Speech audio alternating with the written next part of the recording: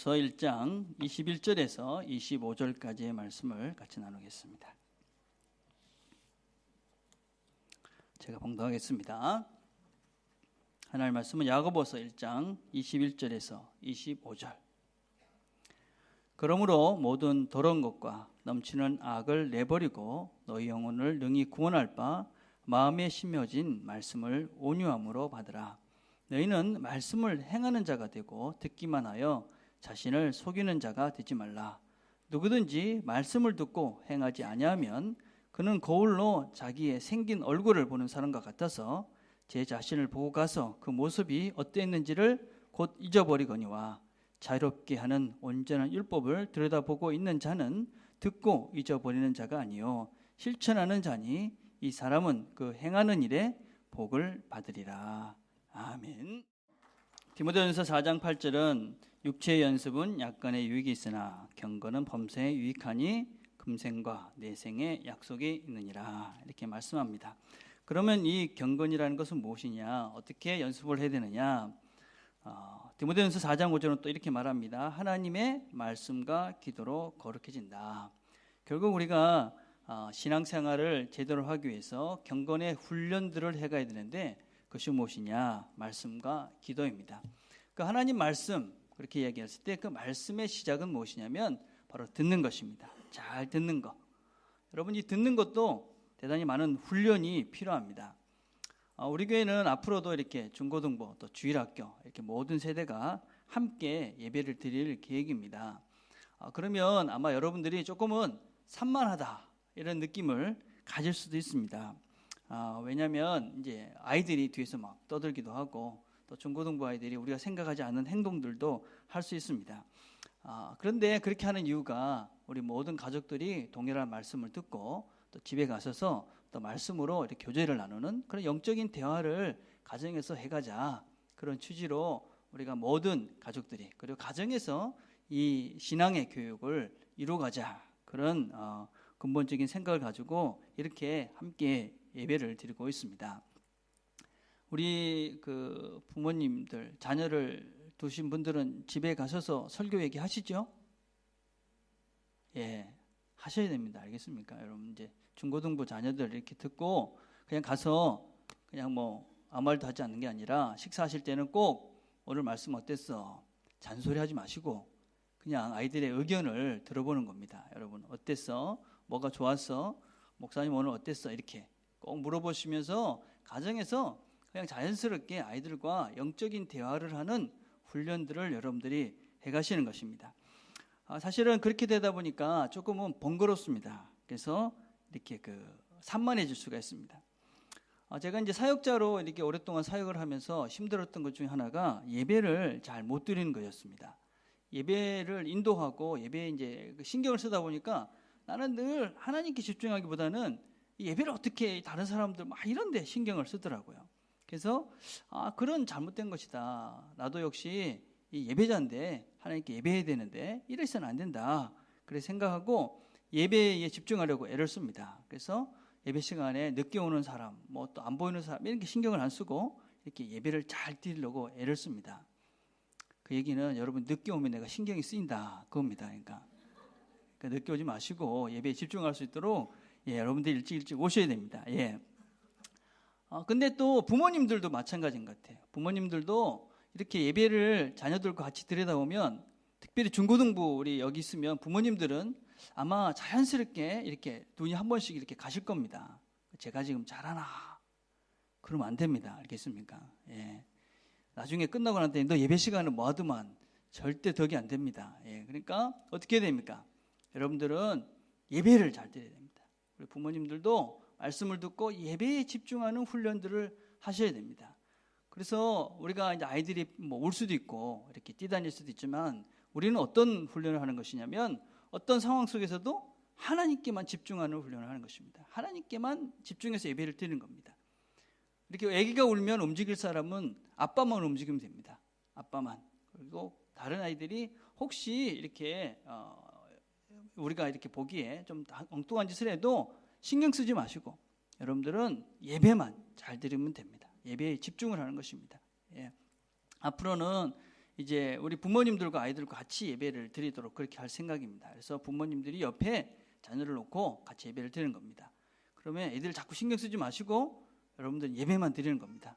그래서 예배를 잘 드리는 훈련부터 우리가 해야지, 이 잘 듣는 훈련부터 해야지 우리가 기본적인 경건 생활을 제대로 시작해 갈 수가 있습니다. 그래서 우리 부모님들은 어쨌든 예배를 잘 드리는, 내가 이 예배 시간에 하나님만 집중하는 이런 모습을 먼저 보여드리는 부모님들이 되어야만 합니다. 그래서 우리는 예배 시간에 더 이상 움직이실 필요 없습니다. 우리 뒤에 있는 몇몇 청년들만 움직이면 됩니다. 이 친구들은 일부 예배 때 와서 예배를 다 드리고 지금 여러분들을 섬기기 위해서 사실은 이렇게 돕고 있는 것입니다. 그래서 그 몇몇 한두 명 정도의 친구들을 제외하고는 여러분들은 온전히 예배만 잘 드릴 수 있도록 모든 마음과 신경을 이 예배 하나님께 집중해서 예배를 드리시면 됩니다. 누가 울어도 고개도 돌리지 마시고, 그렇죠? 왜 저리 삑삑거리나 그러지 마시고, 쟤들은 왜 이렇게 산만하나 그러지 마시고, 오직 하나님 말씀, 하나님 예배 여기만 집중하는 그런 우리가 되면 예배가 새로워지고 또 우리가 은혜를 누리고 또 예배에 힘이 생길 거라고 믿습니다. 우리가 지난주는 하나님의 말씀을 잘 들으라, 하나님 말씀을 듣는데 속히 하라 하는 말씀을 나눴습니다. 근데 오늘은 또 이렇게 말씀합니다. 야고보서 1장 21절에 보니까 그러므로 모든 더러운 것과 넘치는 악을 내버리고 너 영혼을 능히 구원할 바 마음에 심겨진 말씀을 온유함으로 받아라. 마음에 심겨진 말씀을 온유함으로 받아라. 예, 말씀을 잘 들으라 이렇게 얘기하고 난 다음에 이제는 말씀을 온유함으로 받아라. 근데 그 말씀이 뭐냐면 심겨진 말씀입니다. 심겨졌다는 것은 이미 나한테 있는 것인데, 그죠? 그거를 무슨 또 내가 어떻게 받습니까? 예, 다른 성경은 이렇게 번역을 하고 있습니다. 여러분의 마음에 심겨진 하나님의 가르침을 겸손하게 받으십시오. 자, 우리가 조금은 심겨졌는데 어떻게 받아요? 이런 것입니다, 여러분. 우리가 잘 아는 네 가지 밭의 비유를 아시죠? 그죠? 예, 씨를 뿌렸습니다. 근데 어떤 씨는 어떻게 됩니까? 어떤 씨는 돌짝밭에 뿌려집니다. 그렇죠? 돌짝밭에. 길가에부터 떨어지죠. 저렇게 길가에 떨어져서 금방 씨가 이렇게 심겨지기 전에 먹어갑니다. 두 번째는 어떻습니까? 돌짝밭에 떨어집니다. 그래서 시련이 오니까 바로 타서 없어져 버립니다. 세 번째는 염려와 어떤 근심 걱정 속에 있으니까 자라질 못합니다. 마지막 옥토에 뿌려지니까, 그죠? 이 부드러운 온유한 그 마음에 뿌려지니까 이렇게 열매를 맺습니다. 그래서 우리가 하나님 말씀이 심겨졌다는 것은 무엇이냐면 하나님은 우리에게 말씀을 씹습니다. 그런데 받아들이는 것은 우리 책임입니다. 심는 것은 하나님의 일이고 받아들이는 것은 우리의 책임입니다. 그래서 내가 어떤 마음밭이 되어져 있느냐에 따라서 그 말씀이 심겨져서 이렇게 열매를 맺기도 하고 그 말씀이 심겨져서 금방 사라져 버리기도 합니다. 예. 자, 그런데 내 말씀이 그 말씀이 제대로 심겨졌는가 하는 것을 어떻게 알 수 있습니까? 어떤 것이 하나님 말씀을 잘 심겨진 자라고 할 수 있습니까? 그것은 1장 22절에 보니까 너희는 말씀을 행하는 자가 되라 말씀합니다. 행하는 자, 말씀을 듣고 행하는 자, 그 사람이 말씀이 제대로 심겨진 자들이고 그 말씀은 어떻게 할 수 있느냐? 그 말씀을 듣고 잘 심겨진 자는 열매를 맺습니다. 열매. 그렇죠? 그래서 말씀을 듣고 행하는 자는 결국 열매 맺는 삶으로 이어집니다. 열매 맺는 삶. 예. 자, 여러분, 제가 이렇게 그 주일날마다 설교를 준비하면 어떤 생각이 드냐면 참 우리 집사님들이 또 여러분들이 참 세상에서 수고를 참 많이 하시다가 주일날 오는데 어쨌든지 말씀을 듣고 좀 힘을 얻고 위로를 얻었으면 좋겠다. 그런 마음들이 참 많이 듭니다. 그래서 요새 보면 대부분의 설교들이 좀 위로의 설교가 참 많이 있죠. 그렇죠? 그런데 조금 생각을 해보면 어떤 면에서는 어떤 때는 저분은 위로를 받을 게 아니라 경고를 들어야 되는데 위로만 지금 받고 있는 것 아닌가 하는 그런 걱정이 들 때도 있습니다. 하나님이 우리와 함께 하십니다. 그리고 하나님은 우리의 어려움과 시련의 문제를 해결해 주실 것입니다. 하나님이 도우실 것입니다. 그런데 무슨 일을 도우시느냐 하는 것은 다른 것입니다. 어떤 것을 추구하는데 하나님이 함께 하시며 그것을 이루어 주시느냐 하는 건 다른 것입니다. 내가 뭘 추구해 가는데 뭘 맺기를 원하는데 하나님은 도우시는가 하는 것은 다른 것입니다. 시련이 있고 시험이 있고 어려움이 있습니다. 인내하고 참하고 견디면 하나님이 그 문제를 해결해 주실 것이다. 그런데 나는 그 끝에 뭘 기대하느냐 하는 것입니다. 그 끝에 어떤 것을 기대하고 내가 참고 견디고 이 어려움을 왜 내가 당하고 있느냐 하는 것입니다. 마태복음 7장 16절에 보면 이런 말씀이 있습니다. 그들의 열매로 그들을 알지니 가시나무에서 포도를 또는 엉겅퀴에서 무화과를 따겠느냐. 이러므로 그들의 열매로 그들을 알리라. 내가 만약에 하나님을 믿는다고 그러면 하나님이 원하시는 열매를 맺기 위해서 내가 애쓰고 힘쓰고 그 가운데 시련이 있고 고통이 있고 인내가 필요할 때가 있습니다. 그런데 그게 아니라 내가 맺고자 하는 열매가 나의 욕심과 욕망과 나의 어떤 인생의 어떤 이런 문제들을 충족하기 위해서 좀 더 편안하고 좀 더 안락하고 좀 더 큰 것들을 추구하는 그걸 위해서 내가 힘쓰고 애쓰면서, 그렇죠? 목표는 뭐냐면 내 욕심인 것입니다. 그렇죠? 목표는 무엇이면 내 욕망을 이루어가는 것입니다. 목표는 무엇이면 다른 사람보다 내가 훨씬 더 이렇게 인정받고 그렇게 크게 되는 것입니다. 그런데 그 가운데 하나님이 함께 하신다. 그렇습니까? 그 가운데 하나님이 도우실 것이다. 그럴까요? 하나님이 그 문제를 해결해 주실까요? 아니지요, 여러분. 여러분들은 어떤 열매를 맺기 위해서 지금 이 신앙의 시련과 신앙의 인내들을 지금 참고 견디면서 가고 있습니까? 그 열매를 보라 하는 것입니다. 만약에 그것이 하나님이 원하시는 그 열매, 하나님 말씀을 우리 마음속에 심겨진 그 말씀을 따라서 행동하면서 하나님이 기대하는 열매를 만약에 기대한다면 여러분의 그 일들 가운데 하나님이 함께 하시고 하나님이 도우시고 또 하나님이 그 문제를 해결해 주셔서 정말 하나님께서 기대하시는 그 열매를 우리에게 맺게 해 주실 것입니다. 그렇지만 여러분의 욕망과 욕심과 그런 것들을 채우기 위해서 그렇게 참고 견딘다면 그 가운데 하나님이 함께 하시는 것은 아닙니다, 여러분. 그 가운데는 하나님이 함께 하시지도 않습니다. 요즘 우리 젊은 친구들을 보면 참 좋아 보입니다. 저는 가정을 대단히 중요시 여기고 또 이렇게 가족과 함께 보내려고 애쓰는 것 대단히 아름다운 것이라고 생각을 합니다. 저도 가정이 교회보다 더 소중하다 그렇게 생각을 합니다. 그래서 우리 교회는 모토 자체가 그죠? 가정보다 교회보다 가정을 우선하는 그런 교회를 추구해 가고 있습니다. 그런데 우리가 한번 생각해 볼 것은 무엇이냐면 그 가정에 하나님이 있느냐 하는 것은 또 다른 문제인 것 같습니다. 가정을 소중히 여기는 것은 맞고 우리가 자녀들과 함께 시간을 잘 보내는 것은 아주 중요한 것입니다. 그런데 그 가운데 하나님이 있느냐 하는 것입니다. 하나님이 있느냐. 여러분들이 돈을 적게 벌어도 가족과 함께 보낸다. 좋은 것입니다.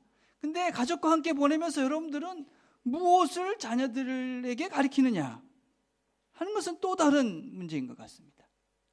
혹시 우리 자녀들이 우리 아빠는 우리 엄마는 하나님보다 나를 더 우리 가정을 더 우선하는 그런 아빠야 그런 엄마야 혹시 그렇게 인식시키고 있지는 않은지 모르겠습니다. 여러분들이 가족들이 뭐 1년에 이렇게 여행도 갈 수도 있습니다. 그렇죠? 저는 그런 것도 좋다고 생각을 합니다. 근데 가족 여행이 예배보다 우선해서는 안 되는 것이죠. 여행을 가면 예배는 안 드립니다, 여러분. 그죠? 그러면 아이들은 어떤 생각을 할까요? 우리 세대는 우리 부모님 세대는 조금 좀 심하할 정도로 이렇게 좀 답답한 신앙생활을 해왔어요. 그죠? 그래서 뭐 주일 뭐 성수 어쩌든지 주일을 지켜야 된다. 좀 답답하긴 하죠. 그죠? 그렇지만 신앙은 지킬 수 있었습니다. 근데 지금은 참 자유롭습니다. 여러분 융통성을 발휘하고 좋습니다.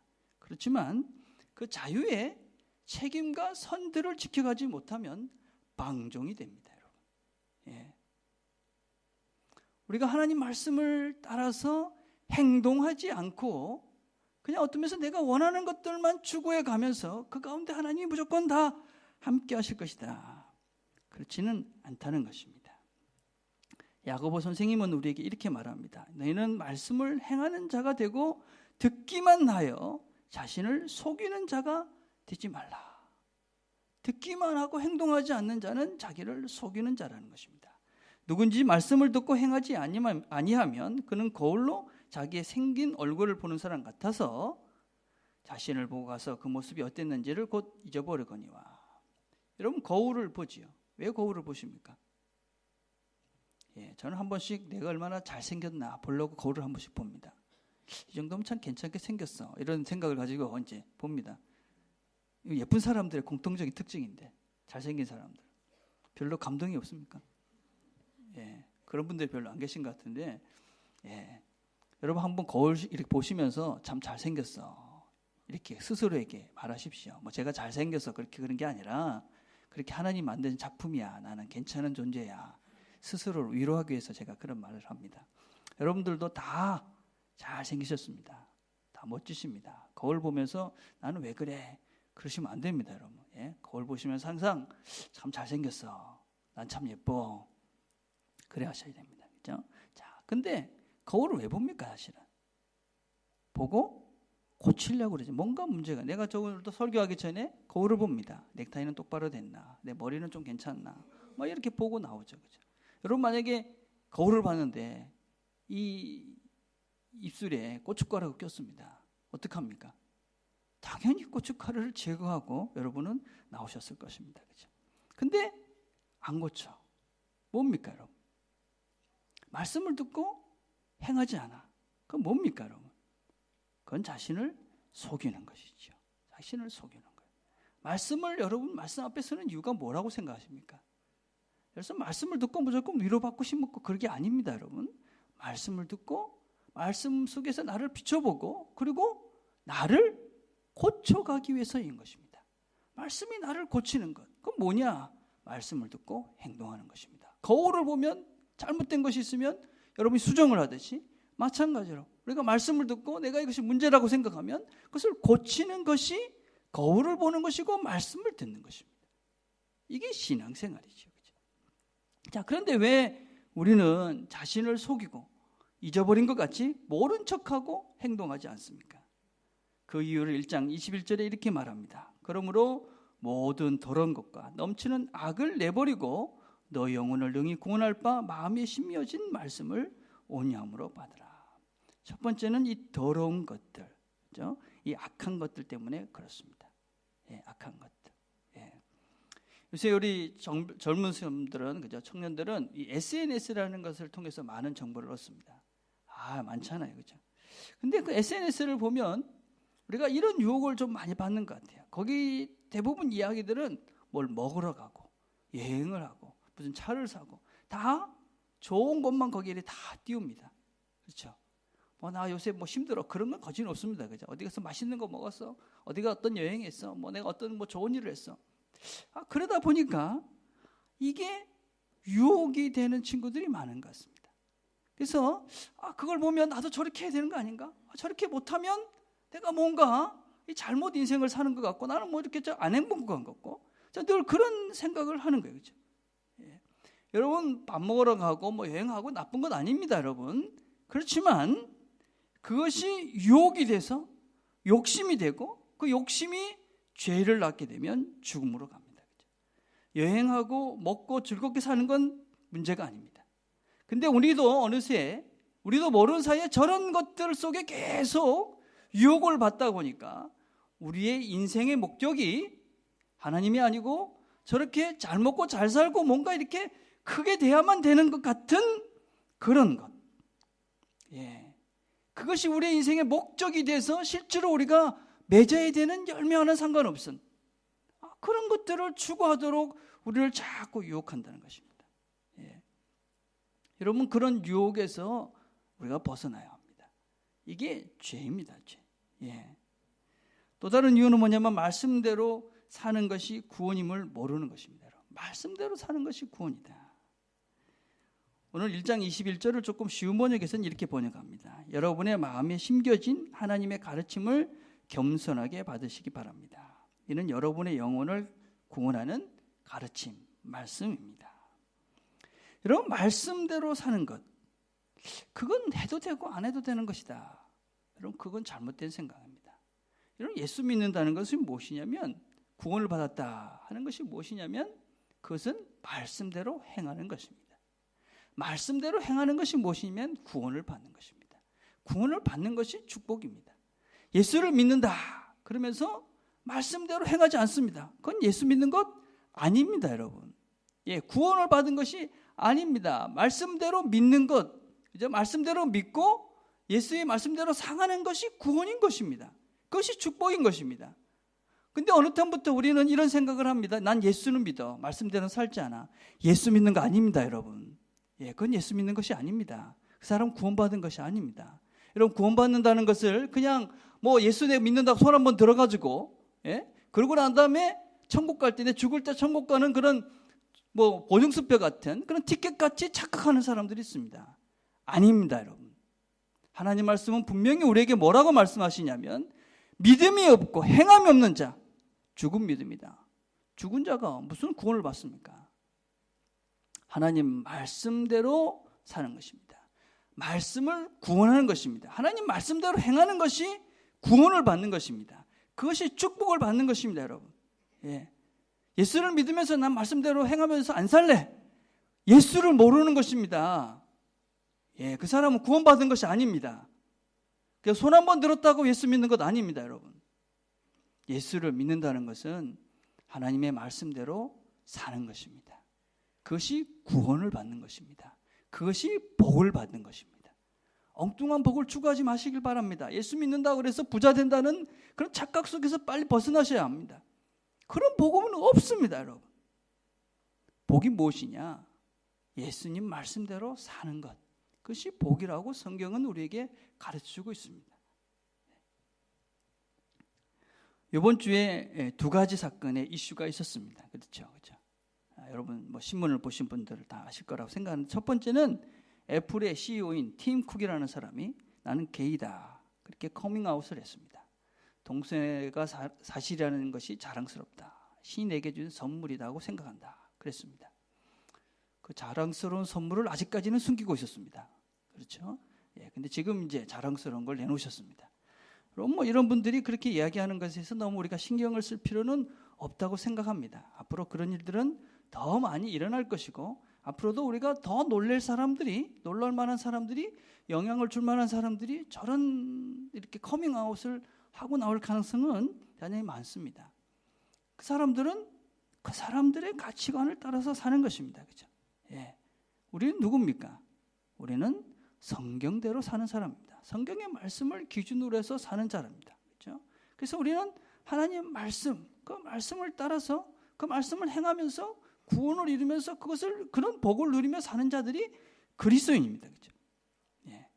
그래서 우리는 이 말씀대로 사는 그런 기준을 가지고 사는 자들이기 때문에 저분들은 저런 것에 대해서 우리가 마음은 안타깝지만 영향을 받으실 필요가 전혀 없습니다. 그렇죠? 그런데 우리가 또 다른 측면에서 생각을 해봐야 될 것이 무엇이냐면, 우리는 동성애는 다 잘못된 것이라고 생각을 합니다. 그렇죠? 물론 우리가 생각이 조금 다른 분도 있겠지만 성경적 가치관 속에서 사실은 그런 것들은 다 잘못된 것이다. 그렇게 생각합니다. 우리 아이들이 저런 데 빠지면 절대로 안 된다. 그런 생각을 다 하실 것입니다. 그렇죠? 그런데 어떻습니까, 여러분? 만약에 여러분의 자녀들 중에 혼전순결이라든지 결혼하기 전에 그런 성적인 관계를 갖는 것에 대해서는 얼마나 여러분들이 심각하게 생각하십니까? 그런 문제도 절대로 안 돼. 그렇습니까? 그건 그럴 수도 있지 않아 하고 적당히 타협하고 있지는 않습니까? 우리가 저런 문제들은 아주 심각하게 생각하면서 다른 성적인 문제들에 대해서는 우리가 상당히 완화되어져 있고 적당한 컴프로마이즈를 하면서 적당한 합리적인 그럴 수도 있다는 식의 그런 타협점을 찾아가고 있습니다. 여러분, 그것도 죄입니다. 여러분, 우리를 더럽히는 죄인 것입니다. 여러분, 그 죄는 결국은 죽음으로 이끌어갑니다. 파괴와 단절이라는 것을 명심하셔야 됩니다. 여러분, 동성애가 죄인 것처럼 성경이 말하는 결혼 외에서 행해지는 모든 것도 역시 죄입니다. 여러분, 그것도 회개하고 고쳐가셔야 될 치명적인 죄라는 것을 우리가 명심해야 합니다. 또 다른 이슈는 신해철이라는 가수의 죽음입니다. 저는 저분을 잘 모릅니다, 사실은. 뭐 이렇게 하도 떠들어서 신문을 이렇게 봤는데 그분의 노래 중에 이런 것들이 있더라고요. 활활 타올라라 불쪽의 이미지, 살살 구슬려라 너무 겁먹지도 데미지, 이루어지리라 남편 승진, 이루어지리라 자녀 합격, 주 예수를 팔아 십자가에 매달아 천국행 직행표 공동구매 대행, 주 예수를 팔아 그를 2번 매달아 자 영생을 팔아 한평생도 모자라, 주 예수는 무지 까다로우시네 소원은 꼭 기도원에서 해야 들어주시네, 주 예수는 귀가 어두우시네 소리 질러야 들으시네, 할렐루야 할렐루야 할렐루야 할렐루야. 이런 노래가 있더라고요. 제가 깜짝 놀랐습니다. 아마 예수 믿는다고 그러면서 뭔가 이런 사이비적인, 뭔가 이 샤머니즘적인 기복주의에 빠져있는 교회들을 보고 비판한 그런 노래인 것 같습니다. 근데 어떻습니까, 여러분? 우리는 지금 어떻습니까? 예수를 과연 무엇을 해서 믿고 내가 예수를, 이 예수의 십자가의 은혜를 얼마나 내가 간절히 알고 예수를 믿는다는 이것이 얼마나 소중하고 이것이 얼마나 정말 대단한 것이다라는 것을 내가 깊이 인식하고 믿는가. 예. 청년들과 성경 공부를 하면 이런 질문하는 친구들이 종종 있습니다.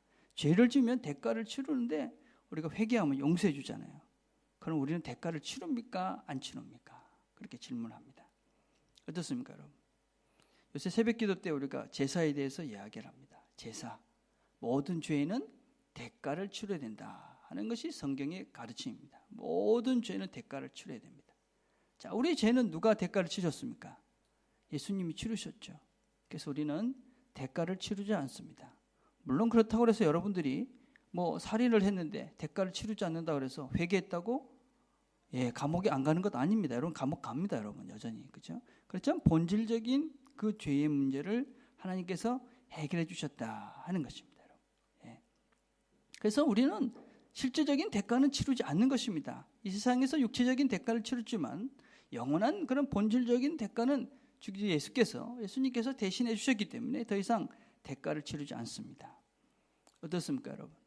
참 다행이다 그런 생각이 드시죠, 그죠? 예.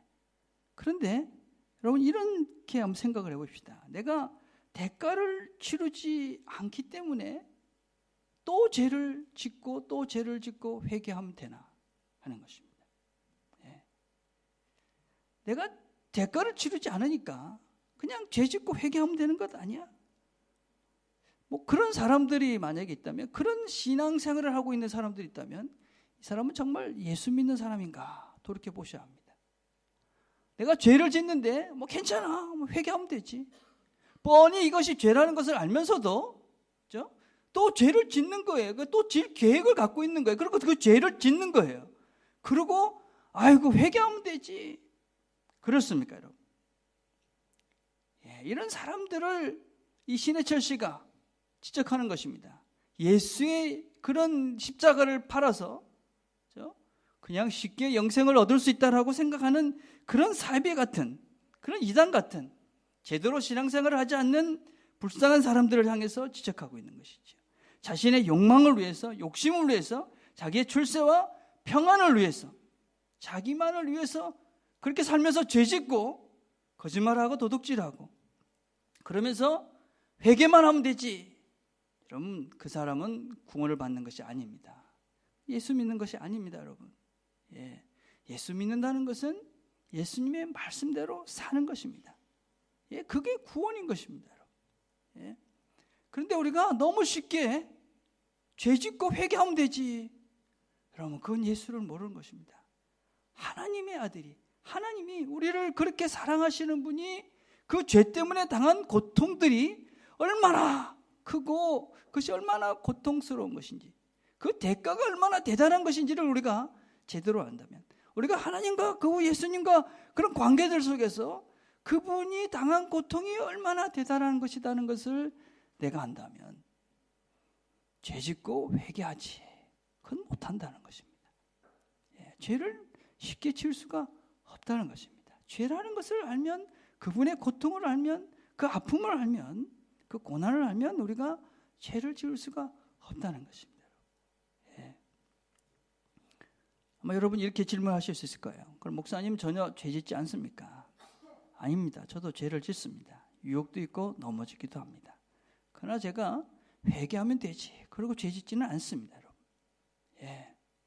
성령께서 저희 마음속에 죄 짓지 말라는 그런 은혜를 부으시고 또 도우시기 때문에 저는 그 죄와 치열하게 싸움을 합니다.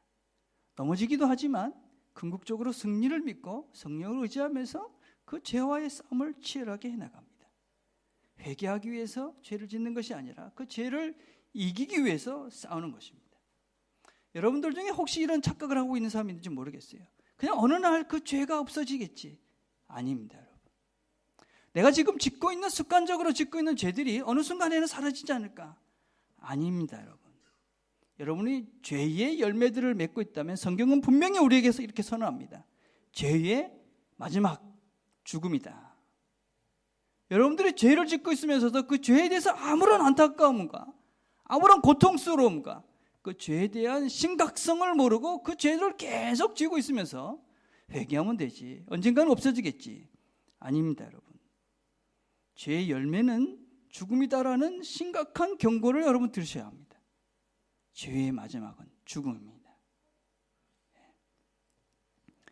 우리가 죄를 짓고 있다면 내가 예수를 제대로 믿고 있는가? 예수를 믿는 사람인가? 또 내가 이 죄에 얼마나 가슴 아파하고 있는가? 우리 자신들을 돌아보셔야만 합니다. 그렇지만 여러분, 우리에게 또 주시는 하나님의 위로는 그런 것입니다. 하나님이 원하시는 말씀대로 살려고 우리가 바등거리고 있는데 뭔가 아직 보이지 않는다. 걱정하지 말라고 말씀합니다. 야고보서 1장 25절은 또 이렇게 말합니다. 자유롭게 하는 온전한 율법을 들여다보고 있는 자는 듣고 잊어버리는 자가 아니요 실천하는 자니 이 사람은 그 행하는 일에 복을 받으리라. 우리가 말씀을 들었습니다. 그래서 그 죄에 대해서는 더 이상 내가 이 죄를 안 져야 되겠다. 성령님께서 원하시는 대로 내가 애쓰고 힘씁니다. 정말 애씁니다, 여러분. 그냥 형식적인 것이 아니라 내가 어떤 죄를 지었다. 그런 그 뿌리를 잘라버리기 위해서 애를 쓰는 것입니다. 혹시 여러분들이 무슨 특별한 죄를 짓고 있으면 그것을 끊어버리기 위해서 구체적인 행동들을 취하는 것입니다. 예. 뭐 예를 들자면 나는 오락에 중독이 된 것 같아. 이건 죄인 것 같아. 너무 많은 시간을 낭비해. 컴퓨터를 때려 부숴야 됩니다, 여러분. 그렇죠? 예. 그러지 않고 나는 뭐 회개했어. 그러면 안 되는 것이죠. 뭐 컴퓨터를 놔두고 오락은 그냥 컴퓨터 안에 있는데 더러운 것들을 잘 보는 사람은 인터넷을 끊어야 됩니다. 그러지 않고 나는 뭐 아닌 것이지, 여러분. 그게 회개고 그것이 노력이고 애쓰는 것입니다. 그렇게 하는 자가 복이 있다. 성경은 말합니다. 말씀을 듣고 실천하는 자. 그 일이 바로 복이다. 그렇게 하나님 말씀을 듣고 그 말씀대로 하려고 애쓰는 것이 축복이다. 그렇게 하나님께서 말씀합니다. 오늘 여러분 주보를 한번 보십시오. 주보에 보면 교회 안에 있는 5종류의 사람들이라는 글이 있습니다. 제임스 메이라는 목사님의 그 글에 이런 내용이 있더라고요. 교회에는 5종류의 사람이 있답니다. 첫째는 위시어입니다. 소원함만 있는 사람입니다. 늘 이렇게 했으면 좋겠다, 저렇게 했으면 좋겠다. 안 하는 것입니다. 아무것도 안 하는 것이죠. 우리 선거대가 조금 잘 됐으면 좋겠다. 우리 주일학교가 잘 됐으면 좋겠다. 그런데 자기는 아무것도 안 합니다. 혹시 그런 소원함이 있습니까, 여러분? 그게 바로 여러분을 부르신 하나님 자리입니다. 선거대가 좀 잘 됐으면 좋겠다. 그런 소원함이 있으신 분들은 손 들고 빨리 선거대 앉길 바랍니다. 주일학교가 좀 더 잘 됐으면 좋겠다. 여러분 선생님으로 여러분 부르시는 것입니다. 그렇게 소원함만 있으면 안 됩니다. 이런 사람들은 이 실패를 두려워해서 아무것도 못합니다. 여러분 아무것도 안 하는 것은 오토매티컬리 실패하는 것입니다. 안 하는 거니까요. 두 번째는 뭡니까? 토크입니다. 말만 하는 사람입니다. 이런 사람들이 많으면 어떻게 됩니까? 교회가 산으로 가지요. 말만 하는 사람. 결국은 떠나게 됩니다. 세 번째는 드리머입니다. 꿈을 꾸는 겁니다. 꿈은 좋은 것입니다. 여러분 꿈을 꾸십시오. 여러분 모두가 우리 교회가 이런 교회가 됐으면 좋겠다. 그러면 어떻게 됩니까? 플랜을 짜고 행동하셔야 됩니다. 그 꿈을 이루기 위해서 난 뭘 하면 될까? 나는 어떤 부분에 내가 이렇게 일을 하면 이 꿈을 이룰 수 있을까? 여러분들이 거기에 행동하는 것입니다. 그렇죠? 세 번째는 이 얕은 자들이 있습니다. 시작은 하는데 그냥 깊지 못해서 늘 졸랑대다가 많은 사람들이 있죠. 그렇죠? 마지막 누가 있습니까? 행동하는 자들이 있습니다. 행동하는 자. 이 행동하는 사람은 행동하는 것입니다. 이 행동하는 사람들이 많아야 교회는 힘이 있습니다. 말씀을 듣고 움직이는 사람. 말이 아니라 소원함이 아니라 꿈만 꾸는 것이 아니라 졸랑대는 것이 아니라 구체적으로 행동을 취하는 사람. 이분이 이렇게 이야기합니다. 행동하는 자가 많아요. 여러분 주보 한번 보십시오. 교회는 힘이 있다. 행동하는 자들은 소원만 있는 자들에게 그 소원함을 이루어주게 해준다. 말만 하는 자들의 말을 멈추게 한다. 꿈꾸고 있는 자들의 꿈을 실제로 이루게 한다. 얕은 자들에게 끝까지 갈 수 있도록 헌신의 자리에 있게 한다. 행동하는 믿음이 있는 공동체, 진정한 하나님의 구원이 이루어진다. 행동하는 사람. 여러분들이 행동하는 사람들이 되십시오. 그리고 여러분 옆에 행동하는 사람들과 함께 하십시오. 여러분들 옆에 행동하는 사람이 있어야 여러분의 꿈이 실천되고 여러분의 소원함들이 이루어지고 여러분들이 더 이상 얕은 자들이 아니라 깊은 자리의 신앙의 자리로 나아갈 수가 있습니다. 여러분이 꿈꾸는 그 일들을 이루기 위해서 또 여러분이 소원하는 말을 이루기 위해서 여러분이 먼저 행동해야 되고 여러분 주변에 이 행동하는 자들이 많아야만 합니다. 우리 모든 사랑교회 성도들은 하나님 말씀대로 행동함으로 행함으로 구원을 이루어가는 저와 여러분이 되기를 간절히 바라겠습니다. 기도하겠습니다.